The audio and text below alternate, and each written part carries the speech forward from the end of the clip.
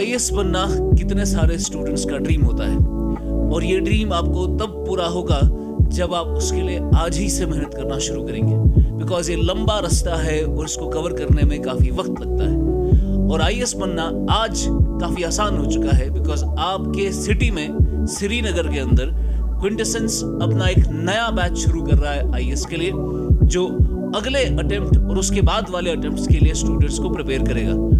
इसमें हम comprehensively prelims और मेंस दोनों के लिए प्रिपेयर कराएंगे, जिसमें एमसीक्यू प्रैक्टिस होगी, आंसर राइटिंग स्किल्स डेवलप किए जाएंगे और जैसे आपका मेंस का लेवल पास होता है उसके बाद आपकी पर्सनालिटी डेवलपमेंट यानी इंटरव्यू टेस्ट के लिए भी आपको प्रिपेयर किया जाता है और इसमें काफ़ी समय लगता है ये करने में, ये स्किल डेवलप करने में। उसके लिए आप जल्द से जल्द हमारे नए बैच का हिस्सा बन सकते हैं और रजिस्टर कर सकते हैं। डिस्क्रिप्शन में you'll get the numbers। उसके बाद we'll start this journey with you to change your life and the life of the people around।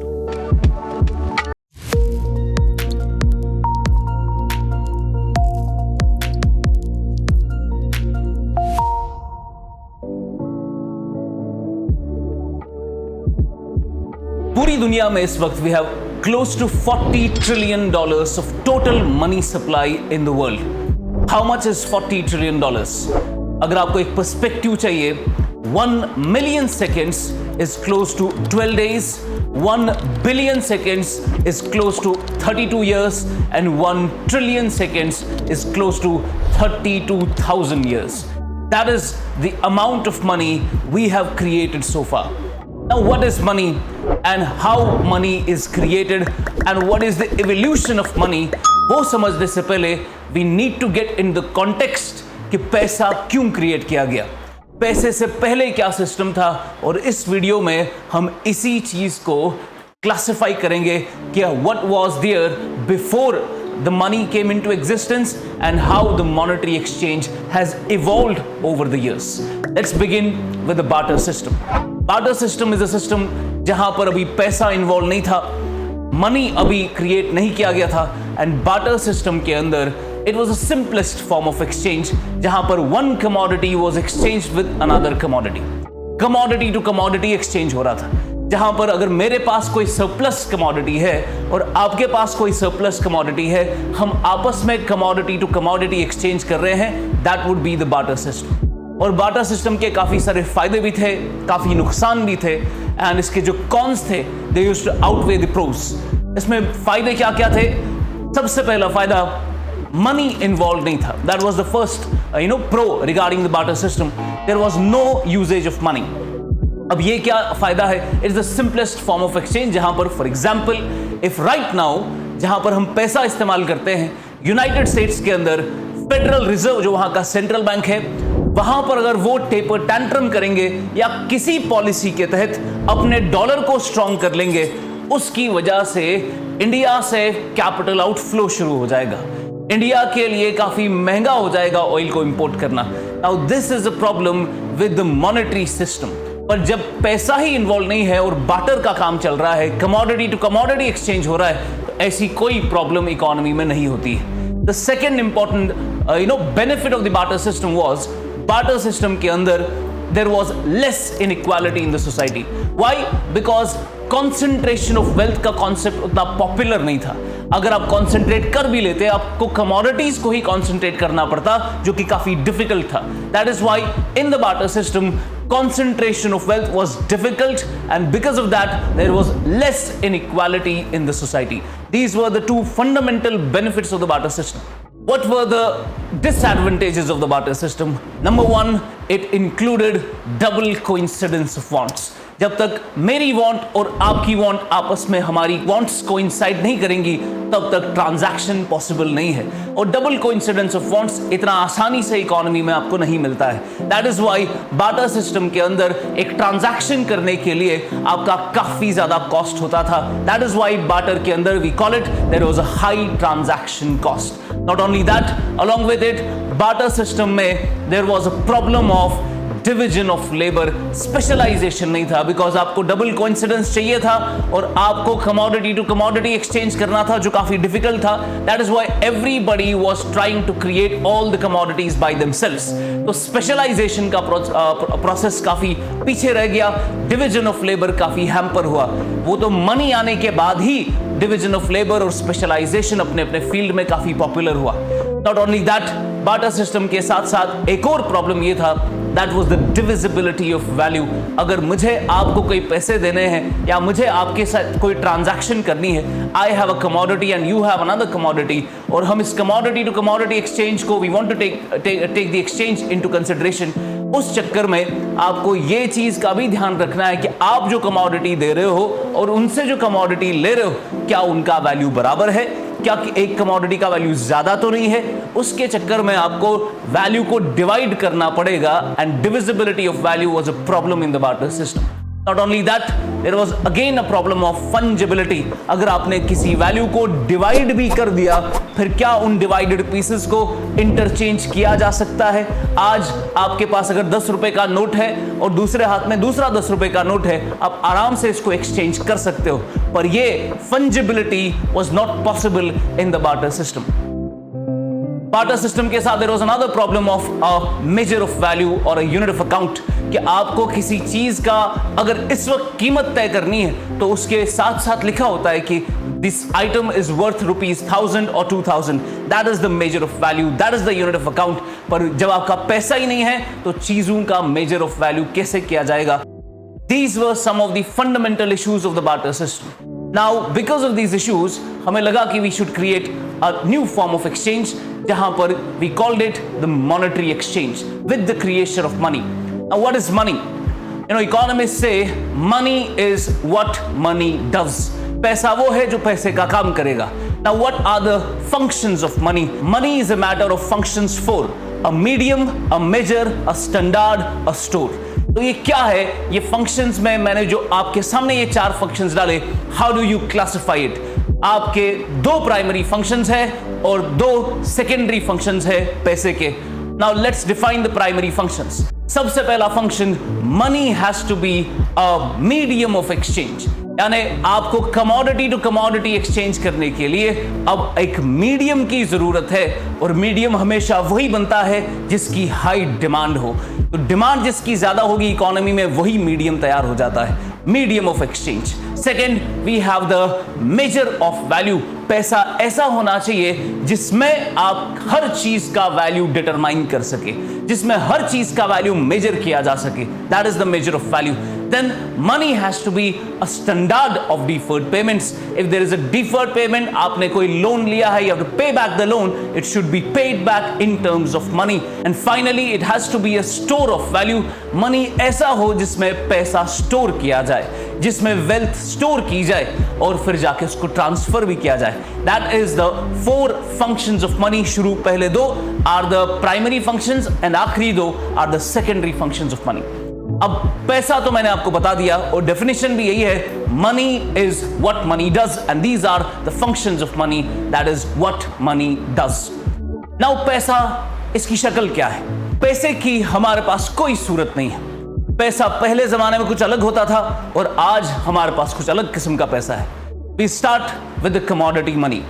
That is the first stage of evolution. जब पैसा शुरू हुआ था, some commodities were considered as money. We know that in the commodity money, in the first stage of evolution, arrows and bows were considered money.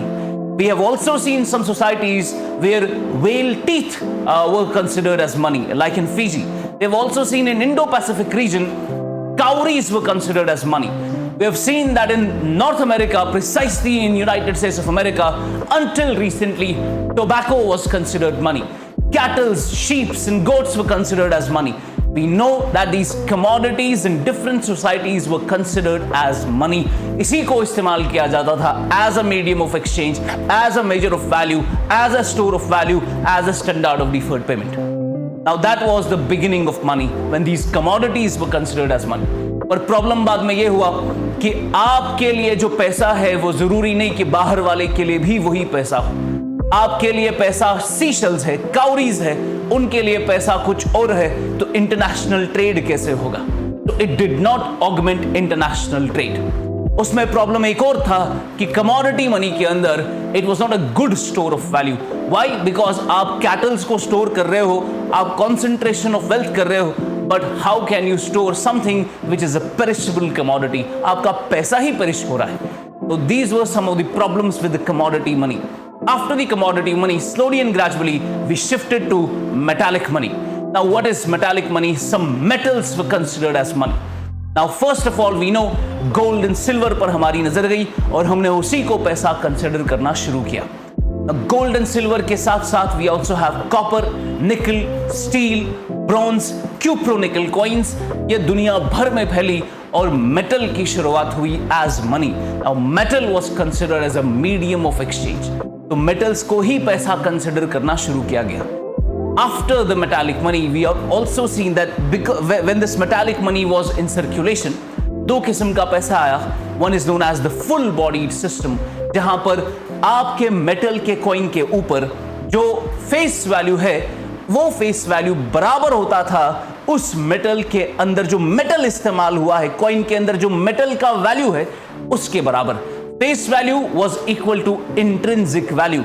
And when your face and intrinsic value is similar, it is known as a full-bodied system. But later on, gradually we shifted to a token system, जहां पर हमने face value काफी बढ़ा दिया और intrinsic value काफी कम कर दिया। अब हमारे पास एक ऐसा पैसा था जिसके ऊपर तो लिखा था कि ये 10 रुपए की कॉइन है, पर उसके अंदर 10 रुपए का मेटल इस्तेमाल नहीं होता था। रीजन फॉर दैट इज लोग मेटल्स को मेल्ट करके उसको मेटल की तरह ही इस्तेमाल करते थे। कॉइन्स को करेंसी की तरह इस्तेमाल नहीं किया जा रहा था। अगर कॉइन्स में आपका मेटल का कंटेंट ज्यादा होता था या मेटल का वैल्यू ज्यादा होता था, लोग उस कॉइन को मेल्ट करके मेटल की तरह ही इस्तेमाल करते थे। That was the reason we shifted to the token system, जहां पर हमने मेटल कंटेंट कम किया, we call it debasement, और हमने फेस वैल्यू बढ़ा दिया, that was the token money. After that we shifted to the paper money, जहां पर paper was considered as money now, और पेपर में कोई इंट्रिंसिक वैल्यू कंसिडर नहीं होता। पेपर के ऊपर जो फेस वैल्यू है वही उसका वैल्यू है। नाउ आप क्यों ऐसी कोई करेंसी इस्तेमाल करेंगे जहां पर उसके अंदर कोई इंट्रिंसिक वैल्यू नहीं है, जो भी वैल्यू है बस उसके फेस पर है। इसको इसलिए इस्तेमाल किया गया इनिशियली बिकॉज पेपर करेंसी के पीछे we had an equal amount of gold and silver. We know that the reserve currency of the world dollar was backed by gold. Every $35 could have been converted into actual amount of gold. हमारे पास 1 ounce of gold was equal to $35. India में भी gold standard ही था। Our paper currency was backed up by gold.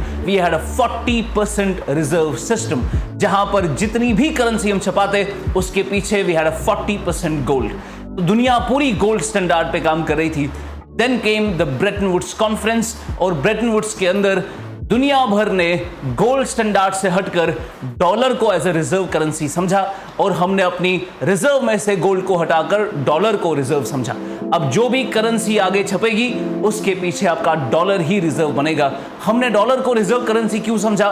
Because it was United states that promised the world कि हम अपनी currency को that is dollar को gold के साथ पेग कर लेंगे, गोल्ड के साथ उसकी बैकिंग कर लेंगे। आपको बैकिंग करने की जरूरत नहीं है, आप अपनी करेंसी को डॉलर के साथ पेग करो क्योंकि हमने डॉलर को गोल्ड के साथ पेग किया है। That was the Bretton Woods system. Then came the year of 1960s, जहां पर वी अंडरस्टूड दुनिया भर में आपका जो रिजर्व करेंसी था that was dollar, and dollar के पीछे यूनाइटेड स्टेट्स ने गोल्ड रखा हुआ था। And every $35 could have been converted for 1 ounce of gold, that is 28.3 grams of gold. दुनिया इसी सिस्टम पे काम कर रही थी। Then came the dollar overhang, और we call it the Triffin's dilemma. Dilemma कुछ यूं था, रॉबर्ट ट्रिफिन को लगा that United states of America ने इतना ज्यादा डॉलर छपा लिया है जितना उनके पास गोल्ड नहीं है। उनके पास बहुत ही ज्यादा कैश, बहुत ही ज्यादा फिजिकल करेंसी उन्हें प्रिंट कर ली है, and they do not have enough gold with them. And that is what was true, and it was accepted by United States in 1971 जब रिचर्ड निक्सन ने दुनिया भर को ये अनाउंस किया that US is suspending the dollar gold convertibility. और तब से लेकर आज तक कोई भी डॉलर कन्वर्ट अब नहीं हो रहा है गोल्ड में। अब दुनिया तो ऑलरेडी शिफ्ट हो चुका था from the gold standard to the dollar as a reserve currency. अब डॉलर भी गोल्ड की बैकिंग से हट गया है and that is what India followed. India ने भी गोल्ड स्टैंडर्ड बंद कर दिया 1956 में। After 1956 India shifted to a minimum reserve system and what was the reserve system? RBI जो करेंसी छपाएगा दैट इज रुपीज, उसके पीछे we will have a total reserve of 515 crore, जहां पर 115 करोड़ का हमारे पास गोल्ड होगा और 400 करोड़ के foreign assets. After that, in 1990s, we also shifted to a managed paper currency standard, जहां पर हमने 515 करोड़ से घटाकर अपने टोटल रिजर्व को सिर्फ 200 करोड़ पर लिमिट कर दिया, जहां पर 115 करोड़ का गोल्ड था और बाकी 85 करोड़ का हमारे पास फॉरेन एसेट्स। अब यहां पर एक इंपॉर्टेंट सवाल है कि हमारे पास जो पैसा है इसको प्रिंट कौन करता है? When you talk about notes, तो सारे के सारे notes except 1 rupee note is printed by the Reserve Bank of India, जहां पर आरबीआई के गवर्नर का उस पर सिग्नेचर होगा। These are liabilities for the RBI और इसको हम एसेट कंसिडर नहीं करते, आरबीआई की लाइबिलिटी होती है and these are known as promissory notes. Promissory notes इसलिए बिकॉज इस पे आरबीआई गवर्नर का प्रॉमिस होता है that I promise to pay the bearer the sum of value ₹2000 और ₹500। इस पे प्रॉमिस है आरबीआई गवर्नर का, आप फिलहाल के लिए इसको इस्तेमाल कर दो। If you want the real value you can come back to me, I will give you the real value. That is why you use paper currency right now. उसके अंदर कोई इंट्रिंसिक वैल्यू नहीं है, it is just backed up by the promise of RBI, it is backed up by the order of the government. Now we know that notes तो RBI से आते हैं, पर कॉइन्स कौन प्रिंट करता है? कॉइन्स हमारी कंट्री में गवर्नमेंट ऑफ इंडिया मिंट करती है। We have 4 centres in India. We have a center in New Delhi, center at West Bengal, center at Hyderabad and a center at Uttar Pradesh. We have 4 minting centers in India. वहाँ से आपकी government of India coins को mint करती है। Along with that, government of India also prints 1 rupee note, which is the standard of our currency. It is kept with the government of India. That is the total money supply in the form of physical currency that we have in India. Apart from that, paper currency के साथ साथ आपको इन चीजों का भी ख्याल रखना है, what is a legal tender money and what is a non legal tender money. ये भी पेपर स्टैंडर्ड में ही है। लीगल टेंडर पैसा वो पैसा होता है which can not be refused from acceptance. अगर आपको कोई लीगल टेंडर पैसा दे रहा है आप रिफ्यूज नहीं कर सकते। लीगल टेंडर पैसा ऐसा है which is backed up by the order of the government, वो रिफ्यूज करना is not possible. You have to accept payment in the legal tender money. आपका जितना भी पैसा है नोट्स और कॉइन्स की शक्ल में, वो सारा का सारा लीगल टेंडर पैसा है। On the other hand we have a non legal tender money, जहां पर it can be refused from acceptance. For example, अगर कोई आपको चेक लेकर आ रहा है, आप चेक को रिफ्यूज कर सकते हो। कोई डिमांड ड्राफ्ट दे रहा है, आप उसको रिफ्यूज कर सकते हो। Why? Because it's not backed up by the command of the government, it is just a non legal tender money. आप उसको रिफ्यूज कर सकते हैं। लीगल टेंडर के अंदर we have classified that into 2 further segments. You have a limited legal tender, ये ऐसा पैसा है जो एक हद तक ही एक्सेप्ट हो सकता है। Beyond the threshold it can be refused. For example, अगर कोई 50 पैसा पेमेंट कर रहा है आपको, वो मैक्सिमम 10 रुपए तक पेमेंट कर सकता है। Beyond 10 rupees you can refuse the payment. अगर आपके पास कोई 5-5 रुपए की कॉइन्स लेकर आ रहा है, एट अ मैक्स वो सिर्फ 1000 रुपए की पेमेंट कर सकता है। 1000 से ज्यादा की पेमेंट आप कॉइन्स में रिफ्यूज कर सकते हो। So coins are the example of a limited legal tender. On the other hand, RBI act में लिखा हुआ है दैट आरबीआई के notes can be used to settle any amount of payment, यानी आप आरबीआई के नोट्स में कितनी भी पेमेंट कर सकते हो। That becomes an unlimited legal tender, जिसमें कोई भी रिफ्यूजल नहीं हो सकता। नोट्स में आपको जितने पैसे देने हैं, किसी को भी देने हैं, आप बिना किसी हेजिटेशन के सारा पेमेंट कर सकते हो। But it has some reasonable restrictions, and that is what Finance Bill of 2017 has introduced a reasonable restriction on the payment done in currency notes. आप at max 2 से 3 लाख ही पेमेंट कर सकते हो in the form of cash, and remaining money has to be transferred through the banking transactions. So that was the legal tender classified into limited and unlimited legal tender. Beyond that, we also have money such as bank money. After the paper currency, we shifted to the bank money. What is bank money? Bank money is the money which is generated by the bank, and bank आपके 3 किस्म के orders generate करता है. We have at number 1 the paper order, जिसमें bank आपका checks, demand drafts, overdrafts release करेगा. On the other hand, we have electronic order, जिसमें bank can give you the services like NEFT, RTGS, IMPS and all that.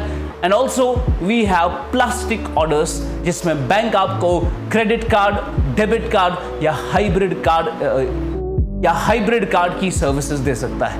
That is the form of bank money in which आप UPI का भी इस्तेमाल कर सकते हैं for Unified Payment Interface for digital transaction.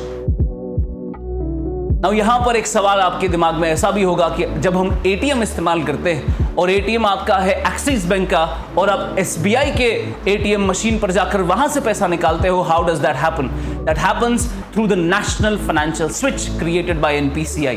आप अपना ATM कार्ड जैसे ही SBI की मशीन में डालते हैं, नेशनल फाइनेंशियल स्विच उसको रीडायरेक्ट करता है आपके खुद के बैंक के कोर बैंकिंग सोल्यूशन पर, जहां से आपका पैसा डिडक्ट होता है. हर बैंक का एक कोर बैंकिंग सोल्यूशन होता है. RBI का भी एक कोर बैंकिंग सोल्यूशन है, वी कॉल इट ई-कुबर, जहां पर RBI अपनी सारी डिजिटल सर्विसेज प्रोवाइड करता है to the all scheduled commercial banks. Beyond the bank money, we have now created a digital currency known as the cryptocurrency, जिसकी कोई physical form नहीं है. It's entirely digital, working on the blockchain system. For the first time, it was created in the year 2009, जब आपका blockchain technology पर bitcoins introduce किए गए थे by some agent known as Satoshi Nakamoto. To this time, we don't know कि Satoshi Nakamoto है कौन, but we know that the system was a beautiful system created on the blockchain technology. तब से लेकर काफी सारी cryptocurrencies दुनिया भर में फैली. We have close to more than 2,000 cryptocurrencies right now in the world, and you need to remember that all these cryptocurrencies precisely are private owned cryptocurrencies. ये पैसा कोई गवर्नमेंट का पैसा नहीं है, किसी बैंक ने क्रिएट नहीं किया है, ये प्राइवेटली ओन्ड करेंसीज है. That is why in a circular published in 2018 RBI banned all cryptocurrencies in India, but it was later on supreme court की जजमेंट के बाद 2020 मार्च में सुप्रीम कोर्ट ने कहा that आप ये बैन नहीं लगा सकते because people in India they don't use cryptocurrencies as a currency but they use it as a crypto asset investment करने के लिए. आपका कोई काम नहीं है कि आप किसी एसेट को बैन कर सके. तो RBI's ban on all private cryptocurrencies was considered null and void and unconstitutional.